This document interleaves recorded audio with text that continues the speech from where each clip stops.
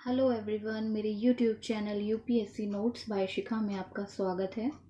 दोस्तों, अब तक हमने आपको प्राचीन भारतीय इतिहास के स्रोत एवं प्रागैतिहासिक काल, सिंधु घाटी सभ्यता, वैदिक सभ्यता, छठी शताब्दी ईसा पूर्व का भारत, महाजनपदों का उदय, बुद्ध के समय के 10 गणतंत्र इत्यादि के विषय में पढ़ाया। अगर आपने पहले वाली वीडियोस नहीं देखी हैं तो आप हमारे यूट्यूब चैनल पर जाकर पिछले वीडियोस देखें। इससे आपको एक एक टॉपिक अच्छे से क्लियर होता चला जाएगा। आज हम मगध साम्राज्य का उत्कर्ष पढ़ाएंगे, साथ ही मगध राज्य के प्रमुख वंश इत्यादि के विषय में भी आपको जानकारी देंगे। तो शुरू करते हैं। मगध साम्राज्य का उत्कर्ष छठी शताब्दी ईसा पूर्व में हुआ।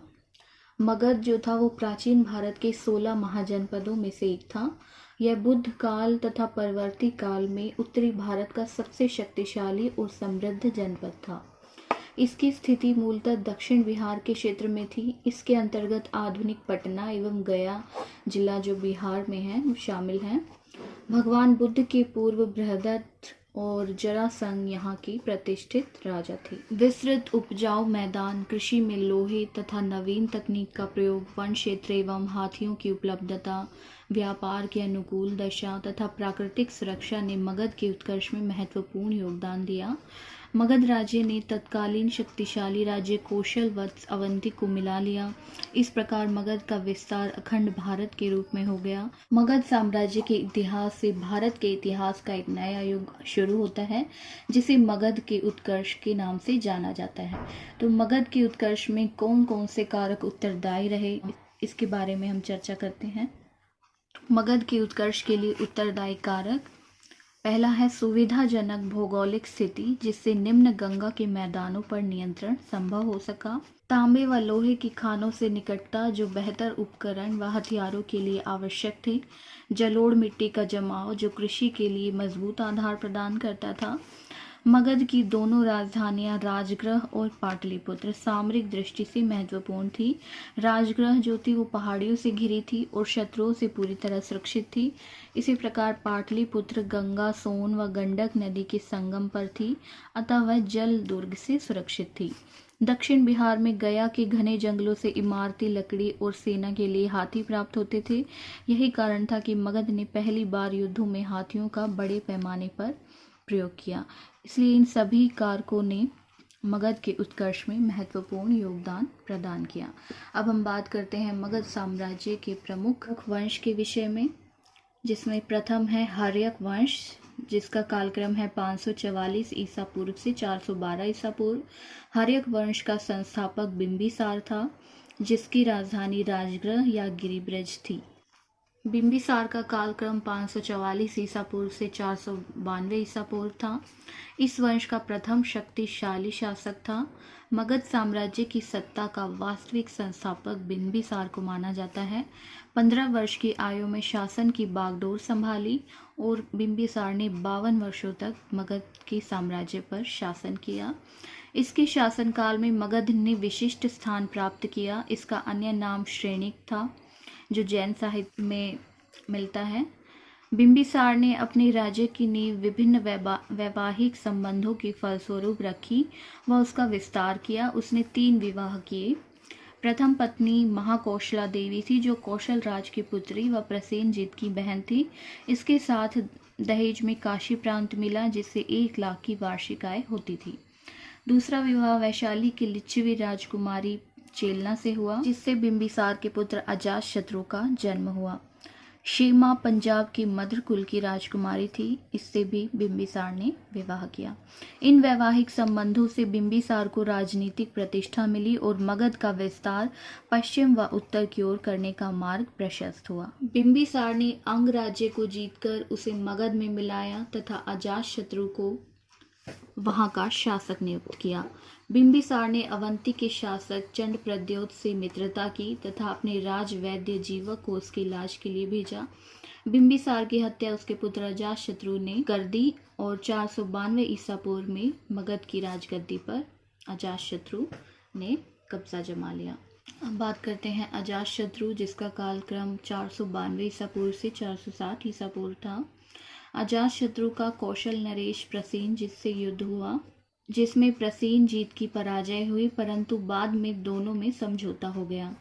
प्रसेनजीत ने अपनी पुत्री वाजिरा का विवाह अजातशत्रु से किया। अजातशत्रु का उपनाम कुणिक भी था। अजातशत्रु जो था वो जैन मतानुयायी था। अजातशत्रु का लिच्छवियों से युद्ध हुआ। अपने कूटनीतिक मित्र वत्सकार की सहायता से उसने लिच्छवी पर विजय पाई। इस युद्ध में अजातशत्रु ने रथ, मूसल व महाशिलाकंटक नामक हथियारों का प्रयोग किया। बाद में काशी व वैशाली दोनों मगध के अंग बन गए। अजातशत्रु के समय ही राजगृह की सप्तपर्णी गुफा में प्रथम बौद्ध संगीति का आयोजन हुआ। अजातशत्रु ने 32 वर्ष तक मगध पर शासन किया, पुराणों के अनुसार 28 वर्ष तक। अजातशत्रु के अपने पुत्र उदयन ने अपने पिता अजातशत्रु की हत्या कर दी। उदयन अपने पिता अजातशत्रु की हत्या कर 460 ईसा पूर्व में मगध की गद्दी पर बैठा। इसका कालक्रम 460 ईसा पूर्व से 444 ईसा पूर्व है। पुराणों और जैन ग्रंथों के अनुसार उदयन ने गंगा तथा सोन नदियों के संगम तट पर पाटलिपुत्र नामक नगर की स्थापना की व उसे अपनी राजधानी बनाया। उदयन भी जैन मतानुयायी था। हर्यक वंश का अंतिम शासक उदयन का पुत्र नागदशक था, जिसको उसके अमात्य शिशुनाग ने पदच्युत करके मगध पर अधिकार कर लिया, जिसे शिशुनाग वंश के नाम से जाना जाता है। शिशुनाग वंश का कालक्रम 412 ईसा पूर्व से 344 ईसा पूर्व है। इसके संस्थापक शिशुनाग नागदशक के अमात्य रहे हैं, जिसके नाम पर इस वंश का नाम शिशुनाग वंश पड़ा। इसके प्रमुख शासक हैं प्रथम शिशुनाग, जिनका कालक्रम 412 ईसा पूर्व से 394 ईसा पूर्व है। इसने अवंती व वत्स राज्य पर अधिकार कर उसे मगध साम्राज्य में मिला लिया। इसने वैशाली को अपनी राजधानी बनाया। इसके शासन के समय मगध साम्राज्य के अंतर्गत बंगाल से लेकर मालवा तक का भूभाग सम्मिलित था। महावंश के अनुसार शिशुनाग की मृत्यु के पश्चात उसका पुत्र कालाशोक गद्दी पर बैठा। फ्रेंड्स, हम आपको मगध के शासकों के विषय में अति महत्वपूर्ण जानकारी कम शब्दों में दे रहे हैं, ताकि आपको याद रखने में आसानी हो, क्योंकि आपको बहुत से राजवंश अभी याद रखने होंगे, जो आगे चलकर हम एक एक करके बताएंगे। अब बात करते हैं कालाशोक। शिशुनाग का पुत्र था। कालाशोक का कालक्रम 394 ईसा पूर्व से 366 ईसा पूर्व है। इसका नाम पुराण तथा दिव्यावदान में काकवर्ण भी मिलता है। इसने पुनः पाटलिपुत्र को अपनी राजधानी बनाया तथा 28 वर्षों तक शासन किया। इसी के समय द्वितीय बौद्ध संगीति का आयोजन वैशाली में हुआ। बौद्ध संगीति में बौद्ध संघ 2 भागों में बट गया, स्थाविर तथा महासांगिक। बाणभट्ट के हर्षचरित के अनुसार काकवर्ण को राजधानी पाटलिपुत्र में घूमते समय महापद्मनंद नामक व्यक्ति ने चाकू मारकर हत्या कर दी। महाबोधि वंश के अनुसार कालाशोक के 10 पुत्र थे, जिन्होंने कालाशोक की मृत्यु 366 ईसा पूर्व के बाद मगध पर 22 वर्षों तक शासन किया, यानी 344 ईसा पूर्व तक। अब बात करते हैं नंद वंश, जिसका कालक्रम 344 ईसा पूर्व से 324 या 323 ईसा पूर्व रहा है।